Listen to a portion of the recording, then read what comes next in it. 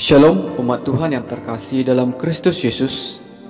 Di tengah-tengah situasi dunia ini yang tidak menentu, ada banyak muncul persoalan yang menghadang kita. Kiranya kita selalu diberikan Tuhan kekuatan untuk menghadapinya. Amin. Sebelum kita mendengarkan firman Tuhan, marilah kita bersatu di dalam doa. Bapa kami dalam kerajaan sorga, kiranya Roh-Mu yang kudus menyertai kami dan memberkati kami di dalam mendengarkan firman Tuhan. Dalam nama Yesus kami berdoa, amin. Teks firman Tuhan bagi kita di minggu ini diambil dari Mazmur 8 ayat 1-10. Beginilah firman Tuhan dengan judul perikop, Manusia hina sebagai makhluk mulia. Untuk pemimpin biduan menurut lagu Gitit Mazmur Daud.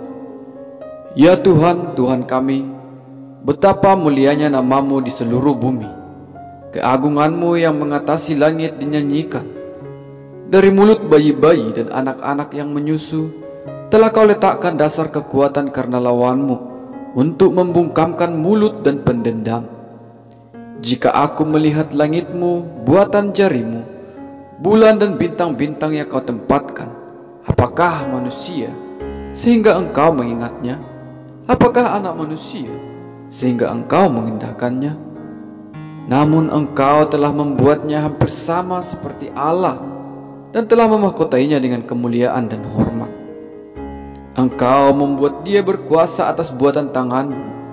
Segala-galanya telah Kau letakkan di bawah kakinya, kambing domba dan lembu sapi sekalian, juga binatang-binatang di padang, burung-burung di udara dan ikan-ikan di laut, dan apa yang melintasi arus lautan. Ya Tuhan, Tuhan kami, betapa mulianya nama-Mu di seluruh bumi. Demikianlah pembacaan firman Tuhan. Umat Tuhan, tema firman Tuhan di minggu ini ialah Tuhan kita mulia dan agung. Dan kita sedang memasuki minggu Trinitatis setelah kita memperingati mulai dari kematian Yesus, kebangkitannya, sampai dengan turunnya Roh Kudus di hari Pentakosta. Kata mulia dan agung memang biasanya dipakai untuk orang yang besar, raja atau pemimpin yang berpengaruh. Namun dalam bahasa sehari-hari yang lebih sederhana, sering juga hal ini kita pakai menggambarkan sesuatu hal yang terpuji, disanjung, ditinggikan, populer, idola, dan lain-lain.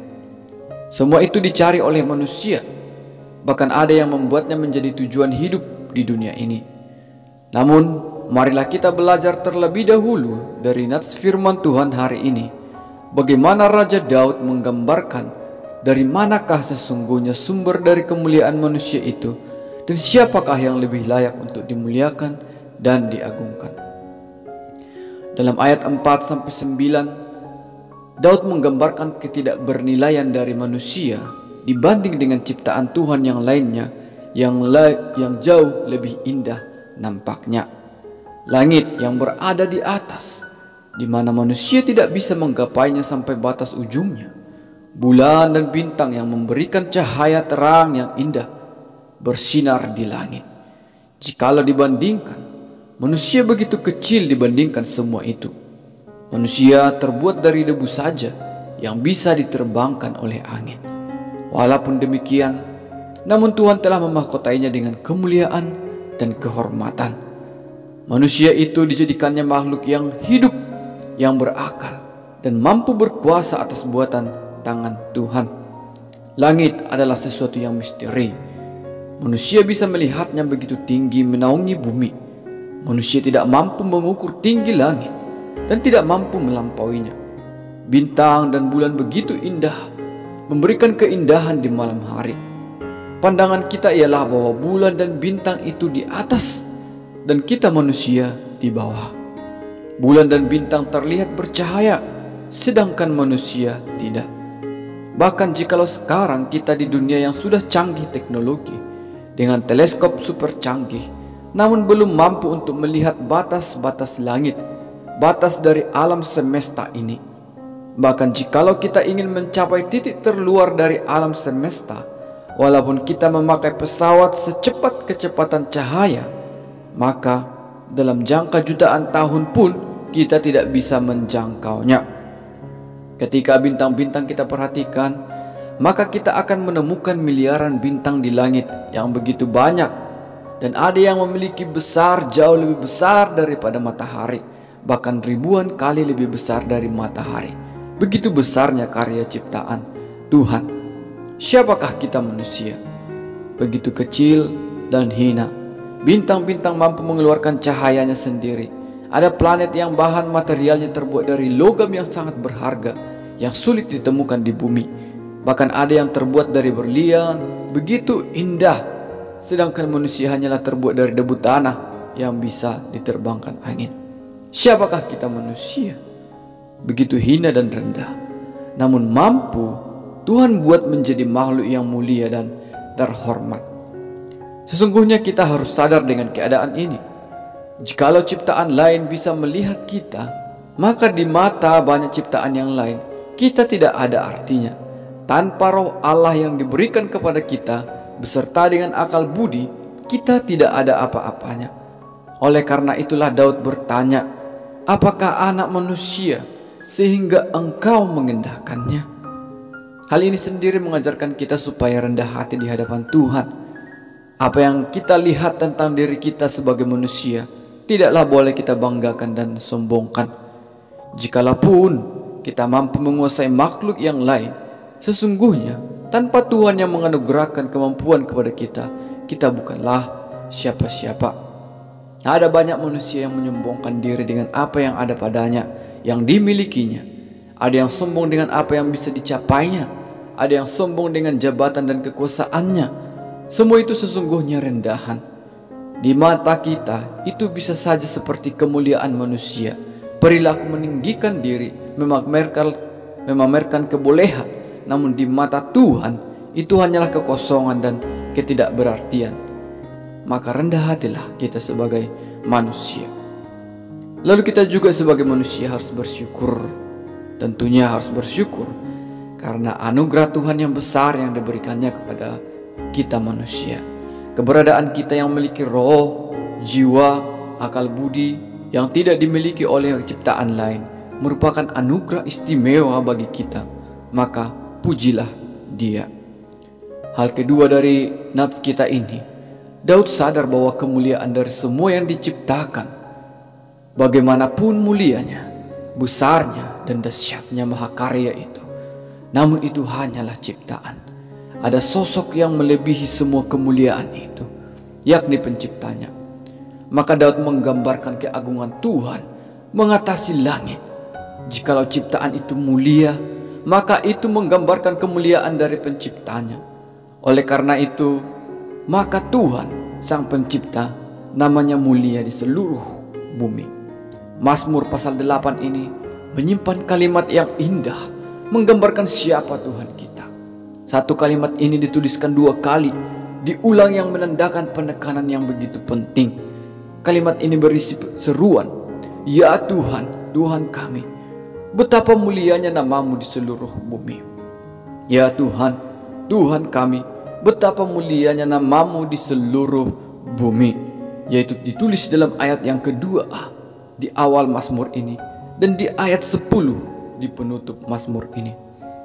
Seorang pemazmur yang bernama Daud, dialah raja yang terhormat, raja yang agung dan raja yang mulia di seluruh Israel. Dia dipuji oleh banyak orang, bahkan oleh banyak raja-raja atas kehebatannya menyatukan Israel. Orang yang dimuliakan dan diagungkan ini menuliskan betapa mulianya nama Tuhan. Ketika seseorang yang jenius melihat seseorang yang juga jenius, sehingga dia kagum dan berkata, betapa jeniusnya orang ini. Ini menandakan bahwa kejeniusan orang yang kedua tadi jauh melebihi orang yang pertama. Daud juga demikian, mengatakan betapa mulianya Tuhan. Dia sadar kemuliaannya sebagai raja tidak ada apa-apanya. Oleh karena itu, tidaklah heran bahwa Daud sampai menekankan kalimat ini sebanyak 2 kali. Betapa mulianya namamu di seluruh bumi. Kita bukanlah raja yang agung. Tapi apakah kita sudah menyadari betapa mulianya Allah? pencipta segala yang ada? Apakah justru kita menganggap kitalah yang lebih mulia? Sebagai manusia, memandang Tuhan itu mulia yang pertama karena Dia memang mampu menciptakan mahakarya yang mulia. Dan yang kedua, kita memandang Tuhan itu mulia karena anugerahnya yang mengindahkan kita yang terbuat dari debu tanah ini menjadi makhluk yang mulia, makhluk yang berkuasa dan penuh kehormatan di antara segala makhluk yang ada. Sebagai manusia, kita seharusnya mampu melihat kemuliaan Tuhan sehingga menjadikan itu sebagai bentuk standar tertinggi dari kekaguman manusia. Manusia tidak boleh melihat kemuliaannya manusia sebagai sesuatu yang ditinggikan. Semua itu hanyalah sesuatu yang sementara dan akan lenyap. Sesuatu yang seperti angin yang tidak mampu kita pegang selama-lamanya. Kita boleh saja memuliakan Tuhan karena apa yang dikerjakan Tuhan dalam hidup kita, pertolongannya, berkat dan kasih-Nya. Namun kita juga harus memuliakan Tuhan, bahkan bukan karena semua itu, melainkan karena kesadaran kita bahwa Allah memanglah Allah yang mulia, melebihi segala kemuliaan yang ada. Maka pandanglah langit, lihatlah kemuliaan Tuhan. Pandang bulan, pandang bintang-bintang, lihatlah kemuliaan Tuhan. Pandanglah hewan dan tumbuh-tumbuhan, sungai, danau, bukit dan lembah, dan lihatlah kemuliaan Tuhan. Dan jangan lupa juga, pandanglah dirimu, diri kita sendiri, dan lihatlah kemuliaan dari Tuhan. Pandanglah kepada Allah dan muliakanlah Dia. Muliakanlah karena keberadaan Allah yang mulia. Agungkanlah namanya karena Dia memang agung. Puji Tuhan. Marilah kita menyanyikan keagungan Tuhan kita ini sampai selama-lamanya. Amin. Marilah kita berdoa. Bapa kami yang di sorga, Engkau adalah Bapa yang mulia. Kami sadar Tuhan, Engkau menciptakan begitu banyak ciptaan yang mulia, yang indah dan besar Tuhan. Tetapi kemuliaan yang lebih besar Tuhan Engkau berikan bagi kami manusia yang memiliki akal, roh, budi, kemauan dan juga kemampuan yang diberikan Tuhan. Dan satu hal ketika kami menyadarinya, kami sadar bahwa Allah kami Allah yang sungguh jauh lebih mulia dari segala yang ada. Biarlah Tuhan kami mampu untuk memuliakan-Mu di dalam kehidupan kami sehari-hari. Berkatilah firman ini dan berkatilah umat-Mu yang mendengarkan. Dalam nama Yesus kami berdoa. Amin.